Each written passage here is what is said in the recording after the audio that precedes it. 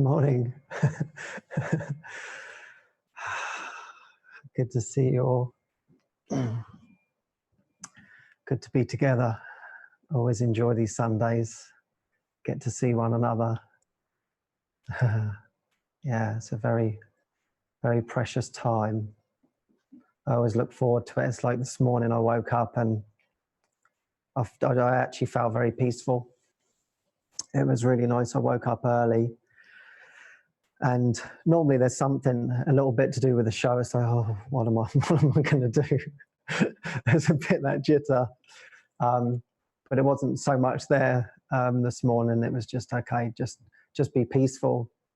And in actual fact, then I went to the lessons, and the second one on our practicing was, let me be still and listen to the truth.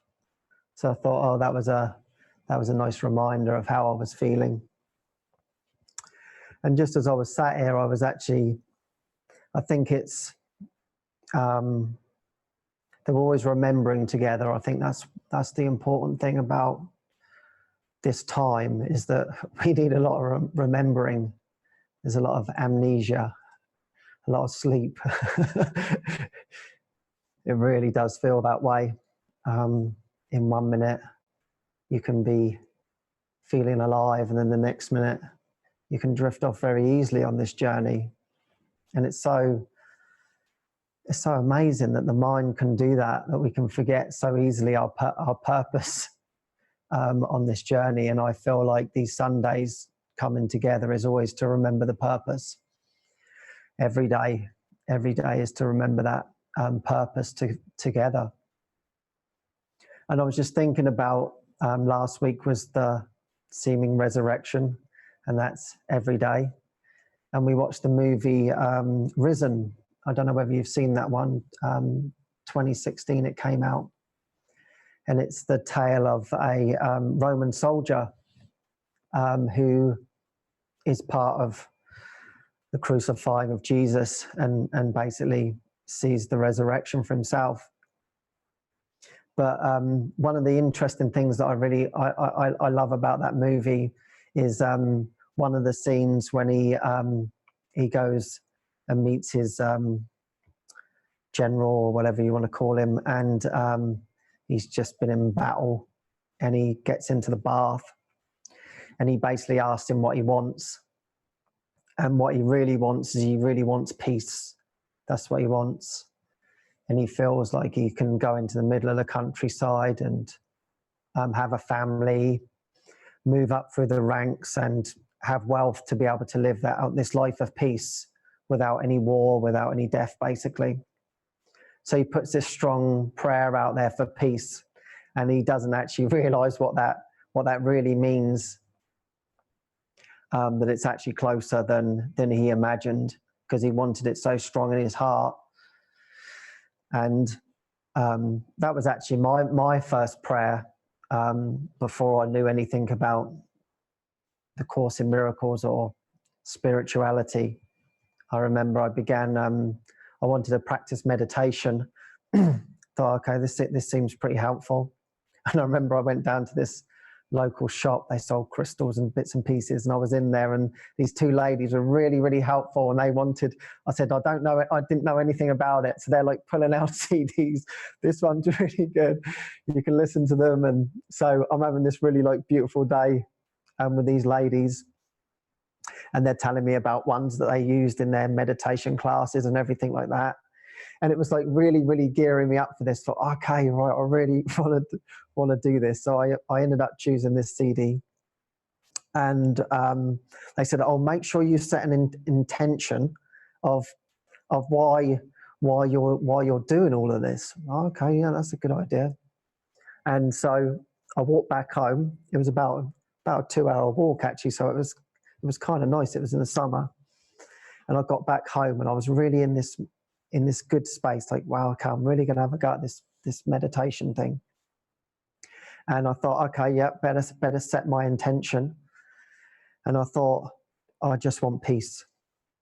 That was it. I just wanted peace. I think it was just peace from my thoughts. Just, God, I just seemed to be thinking all of the time, mainly about nonsense. So I just want this peace. And I remember sitting in the chair, and I put on the CD, and the CD was for 30 minutes. And I actually went all the way through the whole CD. It seemed like minutes, and my whole body was like shaking. And it was just so joyful. It was so wonderful. Almost beginner's luck, I think. I had the beginner's luck. I was just open for it. And my whole body was like vibrating. And the only experience I could relate it to it was like taking ecstasy. It was like taking drugs, really. I just thought, wow. Okay, I came out of it, and I thought, wow, it's like taking pure drugs. Like, you don't have no come down off of this or anything. This is great. This is wonderful, and I feel really, really peaceful. It really, really worked. And then, of course, the mind gets in the way and wants to try and learn what meditation is. But in that moment, because I had no idea of really what I was doing, I was just taken away. And then you start to learn more about these things, and then it all becomes a block. And that's including, like, now, like the Course in Miracles. Eventually that will become a block. It will be let go of. It's just to aid us now, but everything needs to be let go of. And I think the reason why I'm sharing that is like I had that beginner's luck because my mind was completely open. And then as time goes on, whenever we learn anything, we think we know something. Think I know something about this journey or what I'm doing. And the whole kind of purpose is I don't know. And it's very hard to let go of not wanting to know, and to open up to something that's far greater than my understanding of myself. Thinking that I know what is best for my healing. And so every day is like that meditation that I have is just letting go of not knowing, and just, if it's in the meditation, it's just sitting there and just allowing whatever to be, and allowing really the spirit to do the work, not me. Like somehow I'm going to do this. I've got to figure it out, and it's all fear. It's all fear-based. Or I like, actually, what I read this week, and Jesus was using the words lack of love, and I thought, oh, that's a nice way of looking at fear. We can say this whole thing, our whole minds have been geared up through lack of love. So no wonder that feels pretty uncomfortable. It's something that we all want, and we've strived for that in the world. It's a nice thing. As children, it's like you want to be loved. And in actual fact, before the ego forms, like, you see how loving children are. They're just completely and utterly giving, because they don't see the blocks to separation. It's not really there. And seeing that in animals, actually. And one of my greatest healers has been our dog Benito. he's only little. He's a little thing, but he's one of the greatest teachers we've got here. That's for sure. He's beyond most of us. He's our teacher, and he will give a good reflection as to what's happening. He's got a lot of love to give. And it's funny, actually, our journey wasn't always loving together, but it's extremely loving now. I never thought I'd love a dog in my life. I've never had a dog, so I was asked to look after the dog at one time. I thought, wow, why me? I know nothing. I know nothing about dogs. And he reflected back a lot of my anger. He's a street dog. He was picked up outside Guadalajara, and although he's only little, but he is really quite game, actually. He's not frightened of other dogs. And so I guess that was his, like, upbringing. So me and him sort of come together. these two street dogs, I guess. And so I would see his behavior, and I completely would mirror back to me my own mind. And yeah, he would get into a lot of trouble. He would pick on bigger dogs, and bigger dogs, particularly around in Mexico. There's certain dogs that you don't want to be messing around with. But Benito, he didn't kind of understand that. He likes to be the boss. He likes to be in control. And so I was having these reflections with him, and we didn't get on very well. I could say I actually hated him at a certain time, because he was vicious, but he was just showing me my own attack thoughts. And there was one time I remember when we were walking along, and it was like I just said, okay, listen, you're uncontrollable. You just do your own thing. You want to do your own thing, and I'll just do my own thing. We'll just have to play it like that. And people said he was untrainable, but he wasn't. He wasn't untrainable. But he was just saying, no, I want to show you what you think you are. That's what he did for me. Yeah, I feel very grateful for that dog. And so it's almost like, even in his swagger, how we would walk up the road, I think, God, you think you're so it. And he's like, yeah, that's what you think. It was just all these little nuances that he would do were like reflecting back to my mind. And it's like, yeah, it's time to let go of all that. He was teaching me. And there was this particular time when I was going back to England. I was visiting my family at Christmas. And so I left him for a week. Jesus. Oh, God.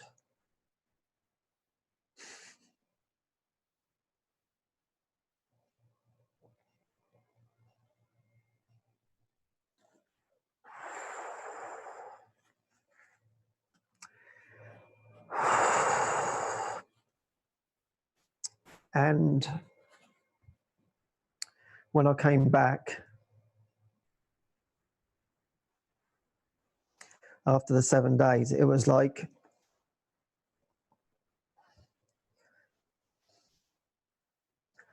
this immense love that he had for me. It was like pouring out of him. He was so happy to see me. And it was like I could feel the love. I could really, really feel it. He was just like jumping up at me, and like, because he's only little, so you could like hug him. And he was just so happy. And it was like, oh God.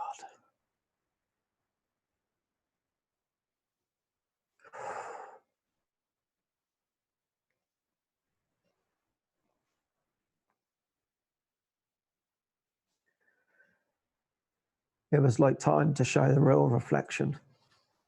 He said, now you're ready. I want to show you something.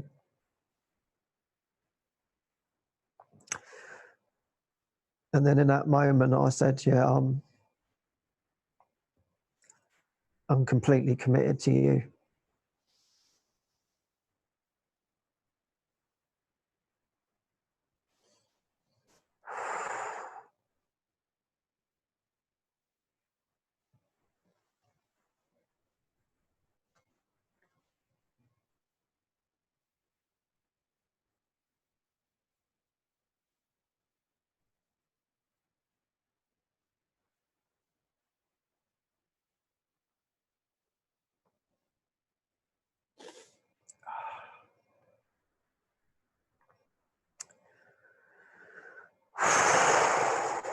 Yeah, and he does not stop giving love. He knows what his function is. He knows who he is. He is so loving.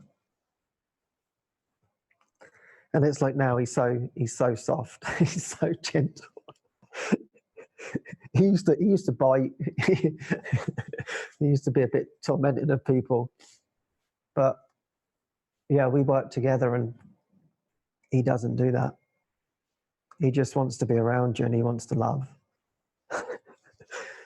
I can be gone for 10 minutes, and I come back, and he just wants to cry and give me love.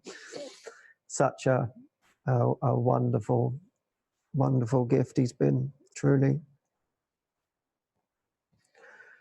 So that's what this journey's all about. So I'm so grateful that we have these reflections, that, you know, he's a real teacher, because he'll show you everything. I remember listening to Paramahansa Yogananda, and he met his guru, and he was like, they knew they were going to meet before they met. He had images of him, and so when he met, he fell to the floor and kissed his feet like they do in India. And his master said, Shi Yukta Swa, said, yeah, I've been waiting for you. And he said, yeah, I've been waiting for you too. And they came together. And Paramahansa Yogananda said, yeah, he would reflect everything. He would show me exactly all my blocks to love's presence. And it was tough. It wasn't easy to see that. Going through that dismantling. But underneath, it was just a pure, unconditional love that was always there. And he was interesting. He spoke about, like, if he wanted to try and please his master and try and give him love as we see it in the world, he would not waver. No, that's not the real love. You have to find that for yourself. That's not going to be given here. It's who you are. No one can give it to you. Can reflect it back, but you have to remember for yourself. And that's what Benito does. He reflects it back and says, remember, as we're doing right now, remembering together that that's what we are.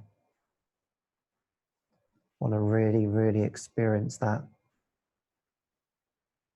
with all our hearts.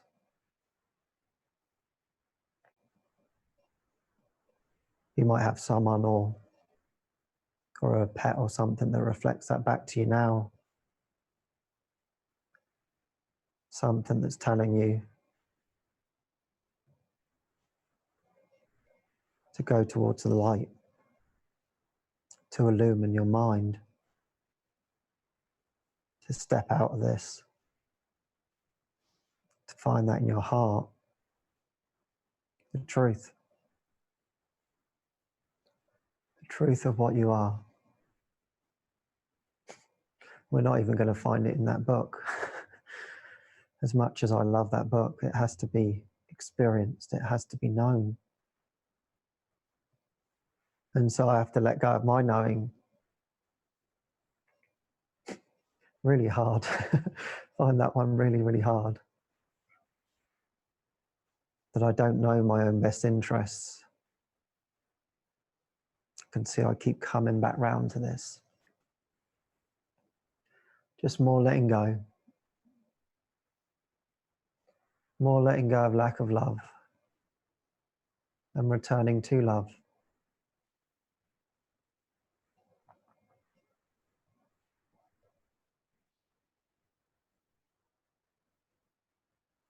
Yeah, I just feel to read a prayer.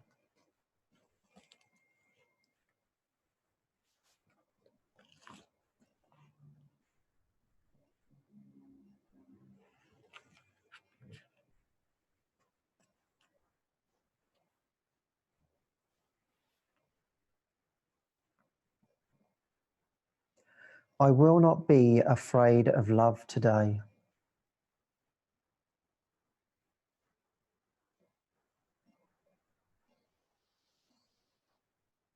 If I could realize but this today, salvation would be reached for all the world.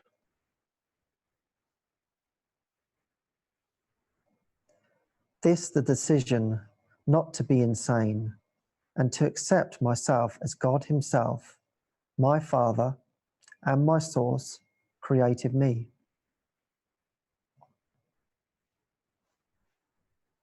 This the determination not to be asleep in dreams of death, while truth remains forever living in the joy of love. And this the choice to recognize the self whom God created as the Son he loves, and who remains my one identity.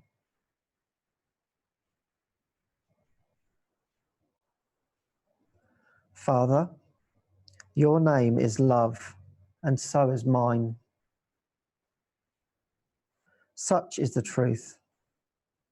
And can the truth be changed by merely giving it another name? The name of fear is simply a mistake. Let me not be afraid of truth today.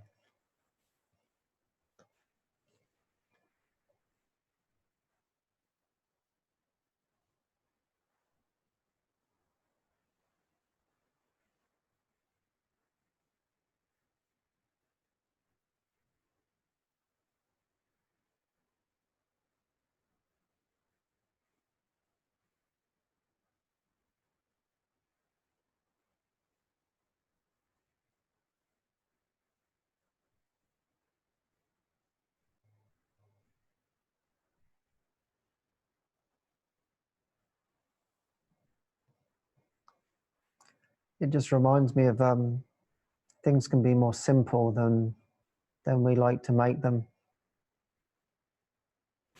This week I had a beautiful joining with a dear mighty companion. They messaged me going through something. They're looking after some books for me. We have books all around the world for when we do tours and gatherings, and the people can sell them for people who want to receive the message. So we have them all scattered around the world, which is such a wonderful thing. And one of my friends was concerned about the books, what she was going to do, and wanted my advice. And that's always a funny thing, advice. Okay, I don't know. I don't know what to do. So we go into that prayer together, and we just sit and okay, what's going on? I don't know the answers to this. And it was a beautiful, beautiful thing, because the answer was the birds. The birds were tweeting. And they do a lot in Mexico. And it would reminded her of the prayer of our heart. And her guidance was, no, be in nature, listen to the birds, walk in nature, enjoy nature, be with nature. You'll find me there. That was her guidance. So here we are, we're on this call, and it's seemingly we've got a dilemma, we've got a situation. What are we going to do with these books? So really, it's not really about the books. It's simply about the healing and just listening to the birds. We just sat listening to the birds together, and it was like everything just lifted off completely. I just felt so much peace, and we just laughed. We were just laughing at the end of it, like everything was completely and utterly cleared up. And it's like, look after the books, don't look after the books. It doesn't matter. It's irrelevant. It doesn't matter. What's going to reveal itself is going to reveal itself. We just listen and follow, and it will be shown. Not one of those answers is right or wrong. It just simply is. Listen to the birds. And it was funny, she actually reminded me of last week. I was talking about the birds, and I had an experience with birds, and I love the birds because when you hear them chirping, you can remember your purpose, because they don't forget their purpose, do they? They're chirping away there. They're singing their song of who they are. And so I like to remember that.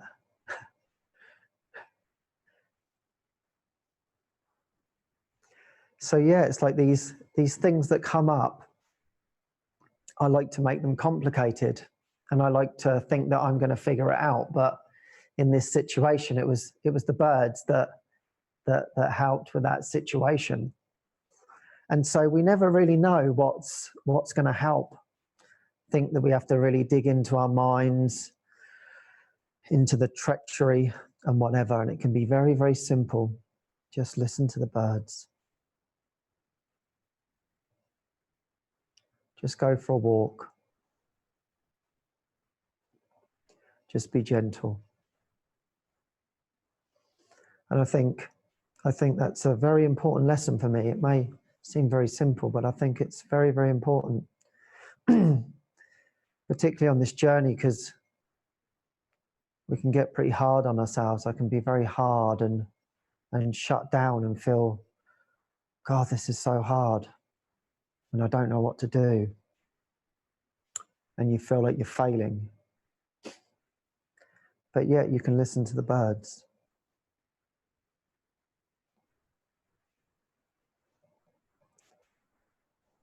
The Spirit's always with you. That's the thing. That never changes. The form may change,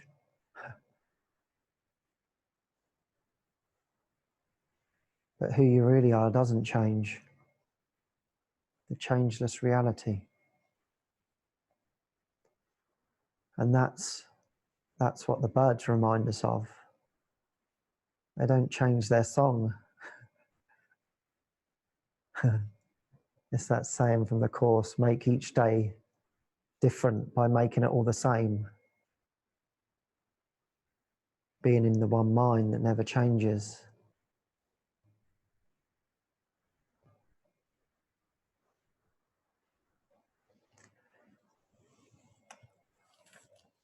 And yeah, I've been having this by my bedside. I've been reading from the mystical teachings of Jesus.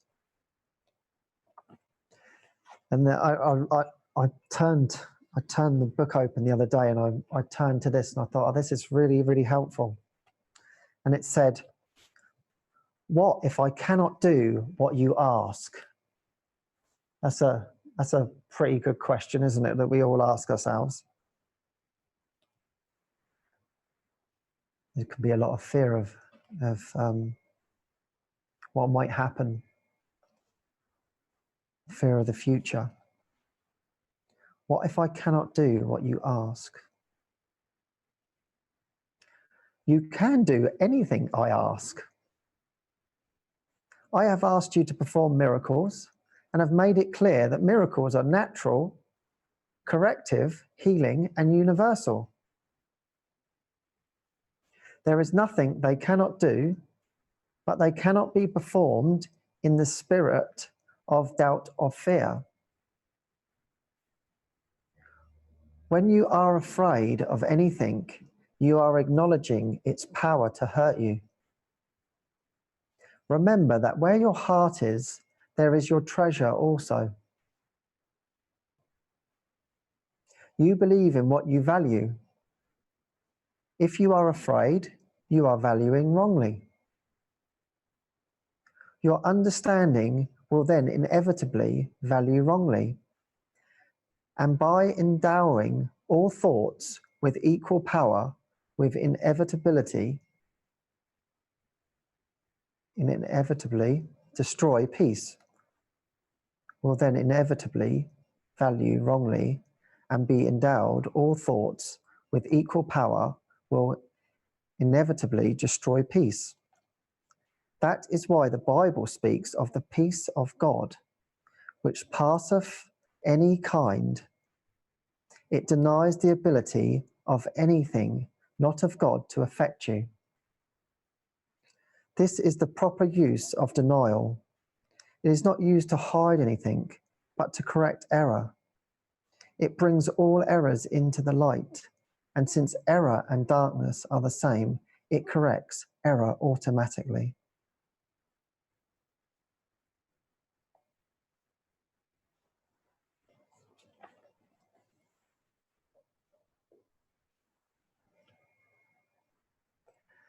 Yeah, so we can just correct all those errors. All those errors of fear. We can let them go together. So thank you so much, as always, for being here. Yeah. Many blessings and lots of love.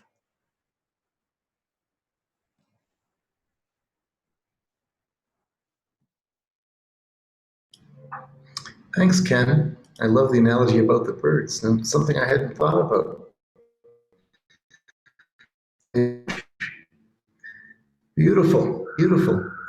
Well, coming up, I've just got a couple of events that I want to spotlight on at the moment. All of the events, as you know, are at linkmiraclecenter.org/events. But two that come to mind, one is off in the future a little bit, but there seems to be a lot of interest, and it's called Awakening to Love, Come As You Are. And that starts August the 2nd and goes through August the 6th. And it's at the monastery in Duchesne, Utah. So something to put on your calendars. It's going to be a great event. And then next weekend, starting on Friday, the Awakening from the Dream live online retreats continue. And the theme for this coming weekend is being of true service, a direct path to awakening.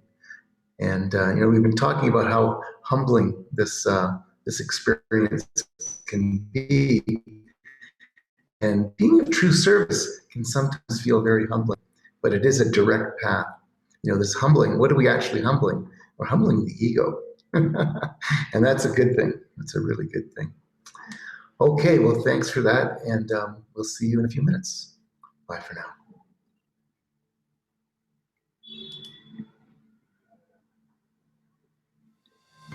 The interesting thing about service is that it's very helpful. It's a very helpful step at kind of getting you out of that egocentric me, myself, and my and I, and getting you into that sense of opening to share and extend with others.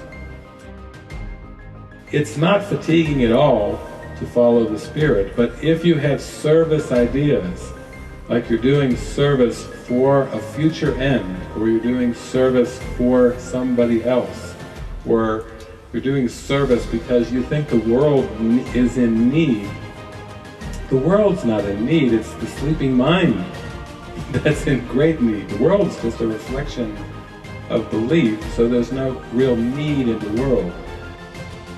We are the same, and we're feeling the sameness of the Spirit. The Spirit unifies us. It's more like coming to a divine sense that your brothers and sisters are literally who you are, and seeing them in fullness and wholeness and completion. And who would we want to be a part of a system where you could be happy and others could be suffering, where you could be enlightened and others could be unenlightened?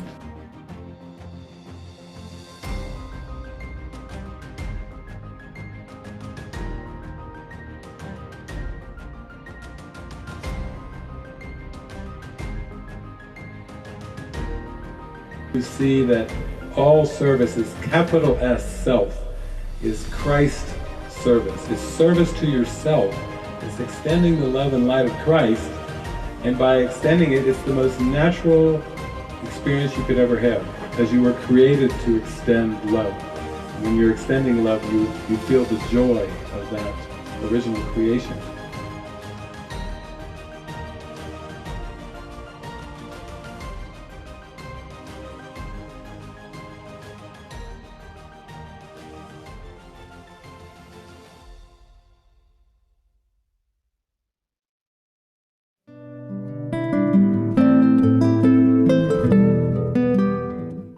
When I first heard about David Hoffmeister using movies for awakening, and I had been on a spiritual path for quite some time, I didn't I didn't feel the connection in my mind. I couldn't understand how that could possibly work.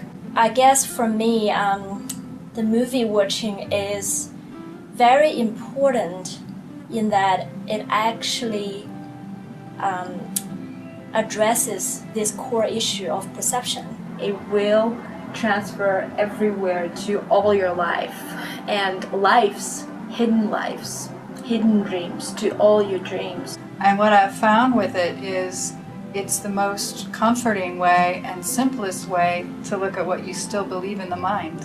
When we watch a movie, it's exactly the same as when we watch the movie of this world, you know, like all the meanings that we give to it, and we react because of the meaning that comes from the deep belief that we held in mind. Because we have such a tendency to push things that we don't want to feel away.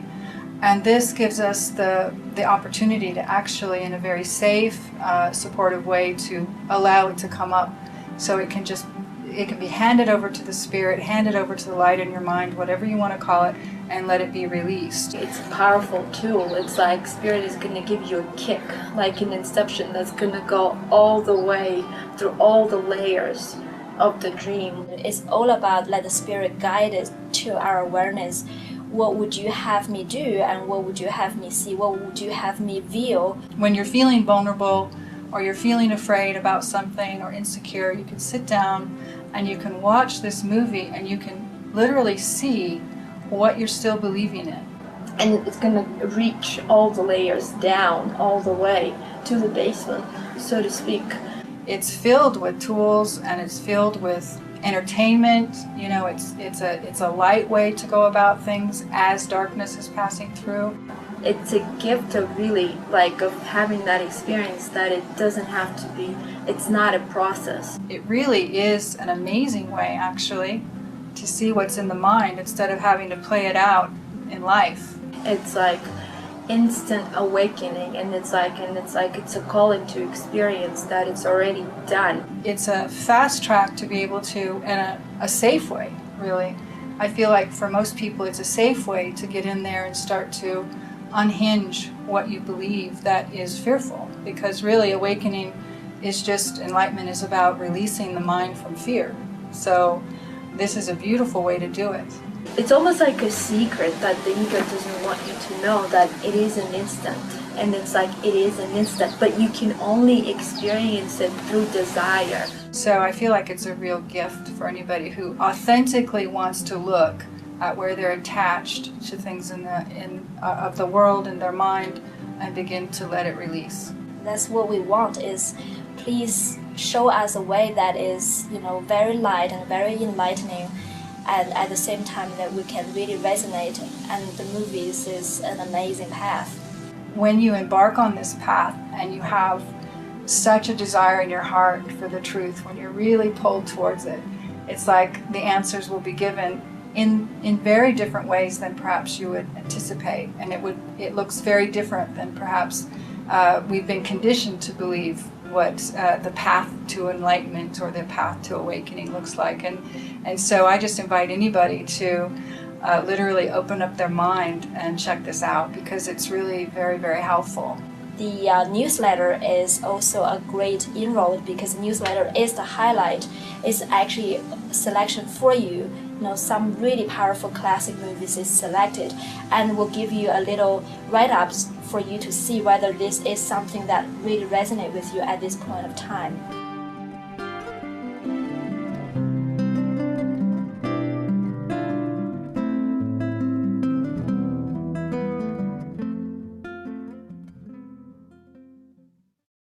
Oh, how you soothe me. You take away my breath. Nothing could go wrong. Nothing will ever go wrong if we follow the spirit. If you have to have one skill to perfect, it's just that skill of listening and following. Exactly. It will like give you a quality life in the end. The result of the listen and follow is not anything but you realize how much you cared for and how much you're loved, and it's in the end, the end result and the reward is a total relaxation of the mind. mind that, okay, I will never worry again. You know, I would always live like this, and I'm worthy to live like this in the most extreme situations. I think awakening to love, it's just like a completely led by vision, and that kind of calling and whatever touched you as the inspiration to say, I'm worthy, and we are worthy to hear the call. We're worthy to allow everything to be healed by the Spirit, by God. So that, you know, that is completely upfront and leading the way for this big event in the monastery. It's just one event of the year. So I think, yeah, it's inspiring. And if you feel something touch your heart as well, then that's a sign that, yeah, let's meet there. Well, thank you. Yeah, thank you too. So much, such an honor, and I really do looking forward to you Thank at you. Awakening to Love. I will follow.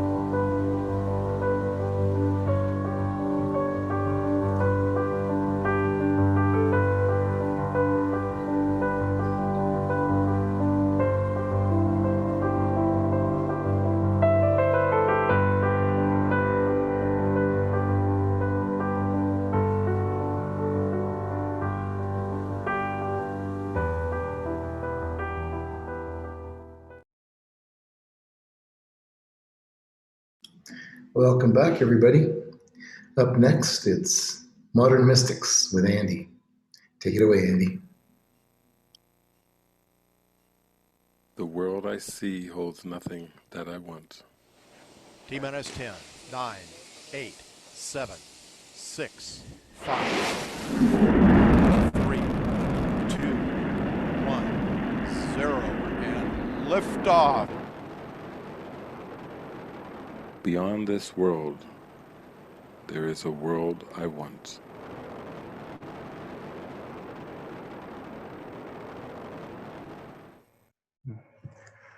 Welcome back, everyone. Seeing all the lovely faces of the live audience. And yeah, I thought we could start this show off with a prayer together. And this is a prayer that I've been using like nonstop, constantly. And it's a really beautiful prayer. And it's actually, how can I give, Father? How can I give? And yeah, I just feel like giving is the key right now. It's like giving is everything. And the reason why that is because there's this deep belief in lack in the mind that everyone who comes to this world that thinks they're a body or an ego has, and it might show up in many different forms. However it might show up for you, it might show up like, horniness or hunger or addiction, any kind of addiction, fantasies, boredom. It could be anything. It's really just the human condition. And, on a previous episode, I talked about the movie Groundhog Day. And it's such an amazing movie. And I think most of you have probably seen it. But basically, it's like the first half of the movie, I think his name is Phil, the main character. He's just in the human condition of lack. And he's just going around trying to get what he can, like get. He's like basically getting, like trying to get nonstop. And he's like miserable, like completely miserable. He's trying to get from this girl, get sex. And then other times he's trying to rob a bank and get money and like get a nice car. And it's all getting. And, he has this really bad attitude. And eventually he just feels so terrible because getting, all it does is reinforce this belief in lack. It reinforces a false identity with the ego. So of course it's like you continue getting, eventually, you just feel terrible. So it just showed the extreme in his case, like he was just get. And then eventually he just felt so terrible that he decided to steal this groundhog and drive off of a cliff. And his car exploded and he just died. I mean, you can't really die. So in the movie, it just shows him, he comes back and the day's still looping. He's stuck in this loop where the same 24 hours is looping over and over. So he tried to kill himself because he was so sick of his life of getting, and he just felt terrible. So, but that didn't work. And then he tried to electrocute himself and kill himself 10 different times, and it never worked. It just shows that it's like death, like Calico was saying, is like death is a state of mind. It's like nothing's going to happen if the body seems to die. You just come back, it's like, it's the same loop. But the way to break out of that loop, and it shows it so beautifully in that movie, is through giving, and really giving is a state of mind. And that's why my prayer right now is, how can I give, Father? It's a really beautiful prayer. And, when we feel this getting in the mind, it doesn't feel good. So it's like every time I feel like my mind's turning to getting mode, I just stop and I'm like, how can I give, Father? And it's like immediately this beautiful experience just comes. And it's like the ship has turned in that prayer to giving. Because it's like when you give, you reinforce that you have. In the Course it says having and being are the same. So it's like you can't give what you don't have, but God has given you everything. So you do have everything, actually, and you are everything. And of course, we don't believe that, but that's why we have to continue giving as a state of mind, to have that experience that, wow, I actually have everything. And the form's going to look however it looks. Like giving doesn't necessarily mean you just go out on the street and start giving homeless people all your money. It's like it's about guidance. It's not really about giving material things away. It is a state of mind. Like recently we're just in this meeting in the community, and as usual, I was just practicing, how can I give, Father? And right before the meeting started, I had that prayer, and I heard, I will give through my presence. And not the body's presence, it doesn't have a presence, but the spirit's presence. So I was like, okay, that's how I'm going to give during this meeting. So it just shows that it's like giving isn't necessarily about the form. And so I just had that prayer, and then I heard that, and then basically it was a continuous prayer that whole meeting, and it was just unbelievable. Like, you know, I can't describe it, but it was just, yeah, I was just giving, you know. And it's like, yeah, it's like these are the kind of things where it's like an experience will come to end all doubting. It's like I can't really describe what that even felt like, but it was like, you know, it felt like completion, like nothing was missing. There was no lack, no need to get anything. It was just like I had everything, and now I'm just going to share it with everything. You know, and yeah, it was just an amazing experience. And yeah, then there's this contrast experience of getting. And of course, like I said, it's like this ego is a belief in lack. So it seems to come through all these different appetites: sexual appetite, hunger, thirst, anything that feels like I need to get something because I feel empty or lacking inside. Any appetite, it's all coming from the ego. And it's all really a distorted miracle impulse. And when we start giving, it's like we wash away that distorted filter that this miracle impulse is coming through. And then this miracle impulse can come in through pure, and you'll have a beautiful experience where there is no lack. And then you're just in this amazing experience that you can't really even talk about. But yeah, so in that vibe, I have this amazing clip that I found. It's like 6 minutes long. It's called Addiction, and they reference addiction throughout the clip. But don't let that word have any kind of past reference in your mind, because really addictions aren't just if you're addicted to like drugs or alcohol or addicted to porn or whatever in the usual sense.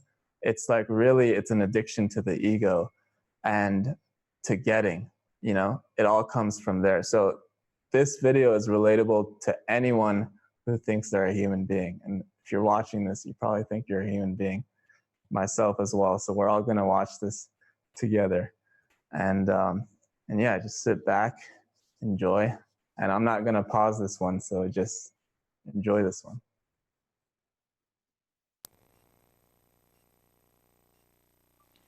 All addictions are a desire for true connection. David Hoffmeister. Every day starts the same. We don't see the destructive patterns in seeking for pleasure. The day goes on like any other.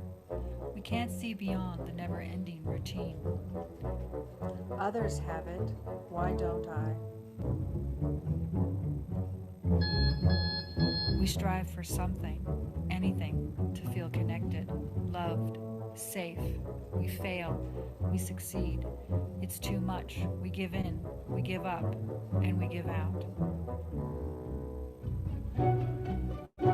We spend time and energy focused on meaningless matters of this world, endless ambitions and expectations for something to fulfill us. We chase a life of fantasy, wanting to achieve the success of this world. We feel compelled and driven to distraction, trying to get some type of self-satisfaction. We begin to grab for anything for relief: shopping, porn, drugs, alcohol, sex, relationships, and an endless list of meaningless things that distract the mind for a temporary hit of connection, but quickly leave us feeling defeated, depleted, and alone.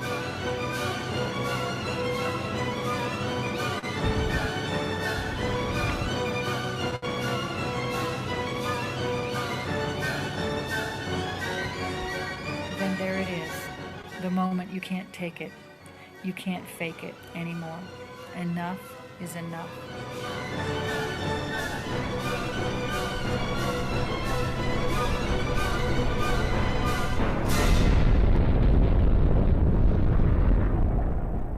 It's a dream. It's time to wake up. You cannot solve a problem from the same consciousness that created it. You must learn to see the world anew. Albert Einstein. If there is no real answer within this world, then where is it? A radical shift of perception is the miracle that is the answer to it all. Quantum physics is showing us that what we think we know about everything is just a projection from the mind based on a belief system and nothing more. This is very good news. We are using the tiniest part of consciousness to perceive a world, and we have no awareness of the magnitude of what is truly offered. Fear is simply a false perception held in place by our mind. We literally perceive what we believe, and it's very, very limited. A shift in perception is what is necessary for any real change of experience.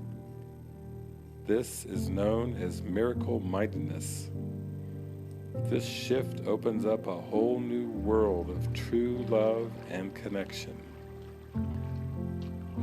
An experience of wholeness, or what the scientists are calling the quantum field, and religionists call God, is what brings a new reality into focus.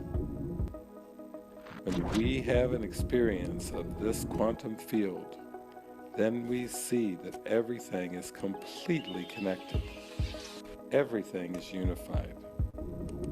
We begin to relax.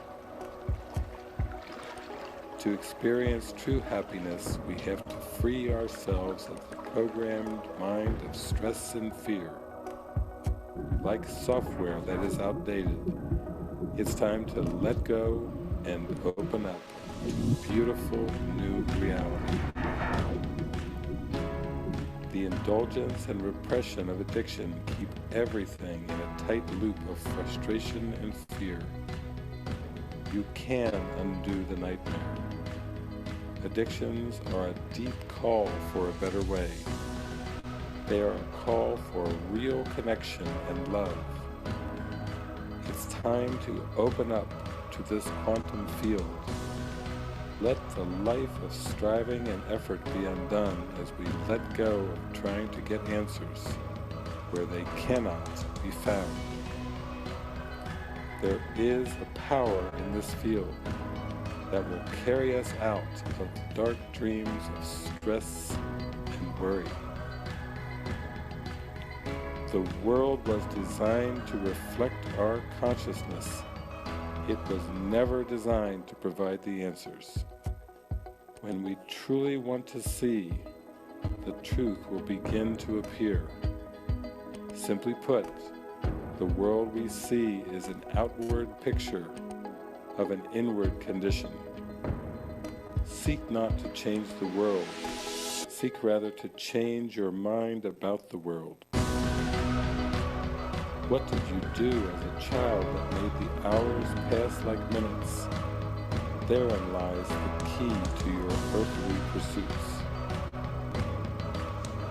When you stop trying to control the direction of the wind, the feather of serenity will gently make its way to you.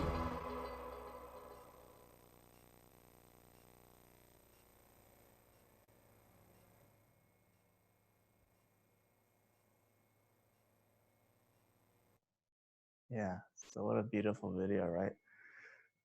Yes, some clapping. Yeah, really beautiful video. And it just shows it's like, it's this miracle that we need a shift in perception to see that we were wrong, that we ever needed to get anything. And we get through those miracles, get through giving, actually. We keep giving and we experience miracles, and that just shakes up all the beliefs about lack in the mind. And it's like, oh wow, it's like maybe I was wrong about the human condition. Maybe I was wrong about the belief in lack and this unworthiness. Like maybe I was wrong about all of it all. Like maybe there is no unworthiness. You know, it's like maybe I just decided wrong, and I can just decide again. Like maybe I'm just wrong about everything. You know, it's like, how do I even know any of this is true? Like, yeah, so it's like my prayer is just how can I give, Father? And just to continue giving and giving and giving and giving, and I don't want to do anything else. And I feel like that's the answer to everything right now, really, it is. And it'll wash away the unworthiness. It'll wash away the lack. It'll wash away the victimization, the anger. And yeah, I think I have this Beyond All Idols section ready here. Chapter 30, section 3 in the course. Yeah, it just says, it is not form you seek. What form can be a substitute for God the Father's love?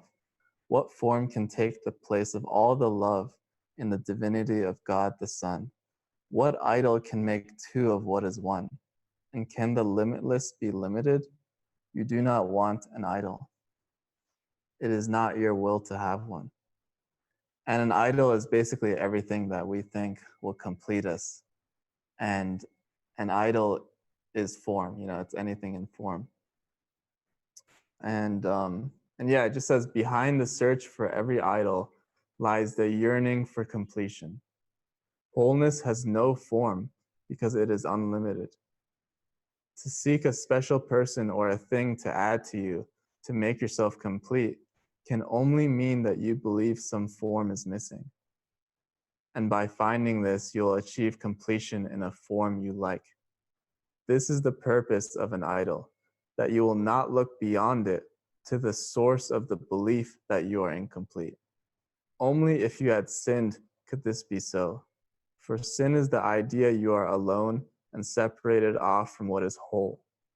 And thus it would be necessary for the search for wholeness to be made beyond the boundaries of limits on yourself. It is never the idol that you want, but what you think it offers you. You want indeed, and have the right to ask for, nor could it be possible it be denied. Your will to be complete is but God's will, and this is given you by being His. God knows not form. He cannot answer you in terms that have no meaning, and your will could not be satisfied with empty forms, made but to fill a gap that is not there. It is not this you want. Creation gives no separate person and no separate thing the power to complete the Son of God.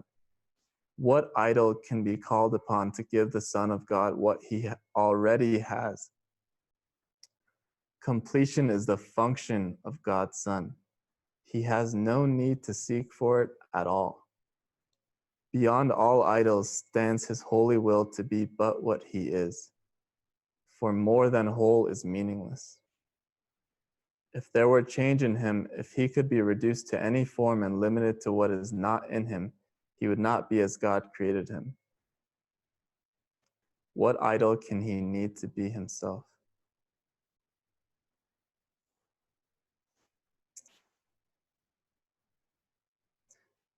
Yeah, so let's just let that sink in for a little.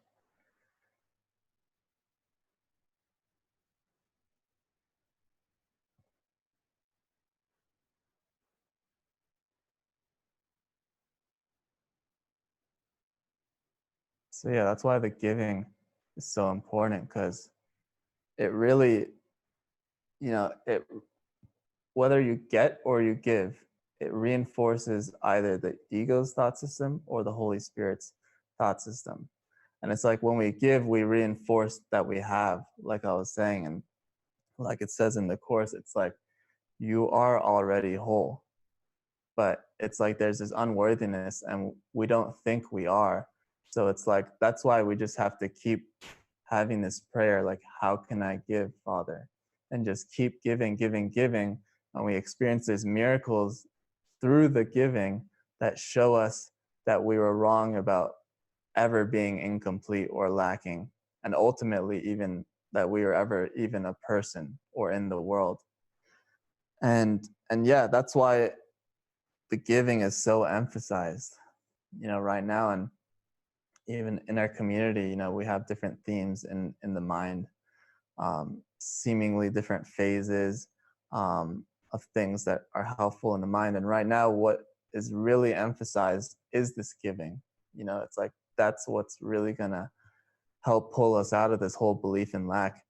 And that's even reflected in this week's online retreat. You know, this week's online retreat is about service, like being of true service, a direct path to awakening. It's like, wow, okay, it's like, here's the answer right here. It's like through this giving. And then, of course, with the whole service idea, there might be some beliefs like, oh, service, I don't want to be like I don't know what I'm thinking, but Boy Scout or whatever, like go and knock on people's door and like, how can I serve you? You know, it's like, it's not about that. It's really just about following guidance. And it's about giving, you know, it's giving as a state of mind. And then whatever the body seems to do from there is basically irrelevant. You know, it's like we get into this giving state of mind, and then it's like, I need do nothing as a state of mind. And then however the form looks, it's going to look. Like now it seems like I have this role of a producer here in the studio, and then there's like this show. So there's all these like different projects and ways where I can give, just to keep washing away this belief in lack. And yeah, I just had this miracle too. You know, it's like there is no sacrifice and nothing's ever taken away. It's like we really don't know what form is best for us in any moment. It's like what Ken would always say, like, I do not perceive my own best interests. So yeah, I just had this miracle the other night. This girl wanted to, in Mexico, she wanted to apply to come to like volunteer at our center. And I was just talking with Anna. She oversees the La Casa de Milagros. And I was just telling her, yeah, she's been messaging me. She really wants to come volunteer. And then it was like 9:30 at night or something. It was already like kind of late by my standards. And but Anna was like, yeah, why don't you just have a call with her? I was like, okay, yeah, we'll have a call about her wanting to come volunteer. And then it's like there's all these beliefs in the mind, right? Like one of them being like, what's a late time? Like that's just a belief. And then there's this other belief that somehow in the evenings, you know, I don't feel as good as the rest of the day. Like that's another belief. So it's like these miracles are just coming to shake up all these beliefs. And so what happened that night was I was getting ready for the call, getting my computer set up. I went to my room and opened up Skype. And right before the call, you know, it's like everything is in the purpose of the Holy Spirit. Like everything is for healing. The show is for healing. Everything that we seem to do is through guidance and for the purpose of forgiveness. And before the call started, I just was looking in my mind and I could see that I felt some kind of lack. Like I felt this lack. And then I could see the thoughts like, oh, well, you know, it's late, it's in the evening. You don't usually feel as good in the evenings as the rest of the day. It's normal. And it's like, there's that unworthy thought, you know, it's like really catching this unworthiness. Like anytime we have any kind of thought like that, especially, it's like, oh wait, that's just unworthiness. Like I am worthy actually of consistent effort, you know, and Jesus says, side against this deception, side with me consistently against this deception that you are not worthy of consistent effort. Like side with me against that deception. So yeah, there seemed to be this lack, and then I saw the unworthy thought of like, oh yeah, that's normal, you know, normal. It's fine, you know, fine. It's like we're not okay with fine. We want to be happy. So yeah, I saw that, and then I decided to pray this prayer again. How can I give, Father? How can I give? And then, yeah, it's like every time I say that, it's amazing, you know? And then, so I prayed, how can I give, Father? And then I went on this Skype call with that purpose out front. How can I give? How can I give? And then, yeah, this girl from Mexico, we were just talking, and she was telling me how her life is going and how she really wants to volunteer. And then, of course, in the background, I had this prayer that was already set for the call. How can I give? How can I give? And then, it's like as soon as I made that prayer, my mind switched from lack to giving, from getting to giving. And then, so that whole call, it was like this giving as a state of mind was just radiating from my mind. And because of that, I just like felt all this love and this wholeness and this experience and this miracle of, wow, it's like just before this call, I felt lacking. And then I just prayed before I got on the call, prayed, how can I give? And got into giving mode just like that. It was just a decision. And then just feeling so much love. And then she was reflecting that, and we're just both so happy and like, oh, okay, well, whatever happens, whether you end up volunteering here or not, it was just an experience. Like, it's never about the outcome. Like, it doesn't even matter if she ends up volunteering or not, like at La Casa de Milagros. That's not the purpose of why we have our projects. That's not the purpose of why we do anything when we're guided by the Spirit. And in this community, that's not the purpose of why we do anything. It's like the purpose of that call was for the connection, for that experience, for the miracle. Just yet another miracle to show me that actually this belief in lack is a little bit fishy. It's a little fishy. Like, it's like, these miracles really stir things up, like start to make you question everything. That's what the call was for. It wasn't for interviewing a volunteer to come to La Casa de Milagros. It's like, no. And I've talked about this before on other shows. It's like, that's why it's so important to remember, what is it for? What are you doing this for? What's the purpose? Like, what's the purpose of what you're doing? And it's like, that's the real reason for service. It's to be in this giving state of mind. How can I give? How can I give? So that I know I'm whole and complete through an experience and through miracles. It's because we're tired of these ego appetites. Like who's tired of that? It's like probably everyone, right? It's like there's just these appetites, and it's like, okay, let me go get some of that. And then it's like, there seems to be this temporary satisfaction, very fleeting.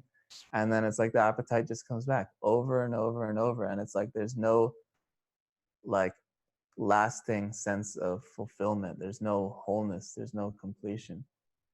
So it's like, eventually we have to just stop and question, like, okay, is this really how it's meant to be? And it's like, no, it's not. It's like, again, we're studying a course in miracles. It's like, it's a course in miracles, and these miracles are going to help us shift our perception and see that, wow, I was so wrong about everything. I was so wrong about that I was lacking, that I was alone, afraid, even a person, whatever. Like, all of our beliefs, eventually we have to come to this place of, I was wrong about everything that I believe. And this deep-seated unworthiness, it's like, it is like a deep belief of the human condition and the belief in separation. So it's like, all of these miracles and all this giving is coming towards that deep-seated unworthiness and washing it away. And it is like, the decision against unworthiness is a decision to be wrong about everything we think and think we know.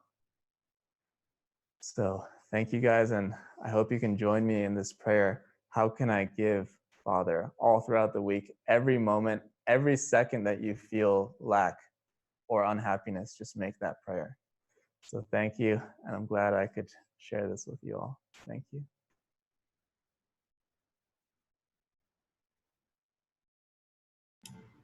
Thanks, Andy. Wow, 3 amazing shows today. And this whole theme of being in service is so prevalent in the community. I think I forget sometimes that that's really what this is all about. And what's coming to mind is just a few reminders of some of our community members that are out there in true service. And certainly Jenny and Greg have been on this incredible road trip They just finished up last night in Massachusetts, and they're heading now to New York City, where they've got a full schedule from the 1st to the 3rd, and then again in Binghamton. I don't know why I have a problem saying Binghamton. Anyway, Binghamton, New York, and then there's a week in there from the 5th till the 12th, where they're going to be traveling to the Midwest. So if any of you are out in that neck of the woods between New York and Chicago and feel a tickle to send out an invite to Jenny and Greg, send an email to Greg at livingmiracles.org, and he'd be happy to arrange something with you. That's for sure. Just gonna check any the other events to see who else is out there, and of course my internet just went to a crawl. Anyway, yeah, Tamara and Eric are out on the road as well. I think they're in Chicago actually, and if you'd like to join with them or have a tickle, you can get a hold of Eric at ericarchbold at gmail.com, and you can invite them through. What else have we got happening out there? May the 4th, Kirsten is in New Zealand, guidance and inner listening. That should be a great gathering. Of course, we've talked about May 3rd through the 5th is Being of True Service, a direct path to awakening as our next Awakening from the Dream online retreat. Francis Zhu is in England on May the 17th. A New Generation Speaks. It's the Miracle Network. So if you're in that neck of the woods, Solihull is right in the middle of England, so it's a beautiful, beautiful place to be. Then, of course, we've talked about Calico and her Rethinking Sickness. That's a 7-week program starting at the beginning of June, going through till July. And of course, Awakening to Love, August 2nd through the 6th. That's going to be a great event. And then a little bit into the future, but this has really got my attention. Into the Kingdom. It's a 7-day retreat with David and others in Holland. And I don't know what the attraction is there, but I think it's the name, Into the Kingdom, and the fact it's being held at a huge castle in Holland. So there's a real it's really catching my attention, so I thought I'd share that with you. Okay, I think that's it for all of the upcoming events. Hey, thanks for being here. This doesn't happen without you guys, so thank you for your willingness to come and spend Sunday afternoon, Sunday morning, Sunday evening, depending on where you are. So thanks again. See you all soon. Lots of love. Bye for now.